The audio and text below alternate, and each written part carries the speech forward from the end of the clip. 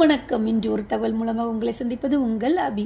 நம்ம இன்னைக்கு எதை பற்றி பார்க்க போகிறோம்னா, திருநெல்வேலினாலே உங்கள் எல்லாத்துக்கும் ஞாபகம் வருது நெல்லையப்பர் கோயில் தான். அதுக்கு அடுத்தபடியாக அவங்க எல்லாத்துக்கும் ஞாபகம் வருது இருட்டுக்கடை அல்வா. இத்தகைய இருட்டுக்கடை அல்வா 1940 தான் நம்ம திருநெல்வேலி மாவட்டத்துக்கு வந்திருக்கு. உலகத்தில் எத்தனையோ அல்வா இருக்குது. ஆனால் ஏன் இந்த இத்தகைய இருட்டுக்கடை அல்வாக்கு இவ்வளோ பேரு மவுஸ் எதுன்னு ஏதாவது யோசிச்சு பார்த்துருக்கீங்களா? இதுக்கு காரணம் அதில் பயன்படுத்தப்படும் கோதுமை மாவை அவங்க ஒரு நாளும் மிஷினில் கொடுத்து அரைச்சதே கிடையாது. தான் சொந்த கைப்பட தான் அரைச்சிருக்காங்க. இதுக்கு மேலும் சுவையூட்ட அவங்க பயன்படுத்திய தண்ணி நம்ம தாமிரபரணி ஆற்று தண்ணி. அதனால தான் இந்த அல்வா அவ்வளவு டேஸ்டாகவும் அவ்வளவு நறுமணமாகவும் உள்ளது. இத்தகைய இருட்டுக்கடை அல்வா எங்கு எப்படி வந்துச்சு அப்படிங்கிறத ஒரு குட்டி ஸ்டோரி மூலமாக பார்க்கலாம்.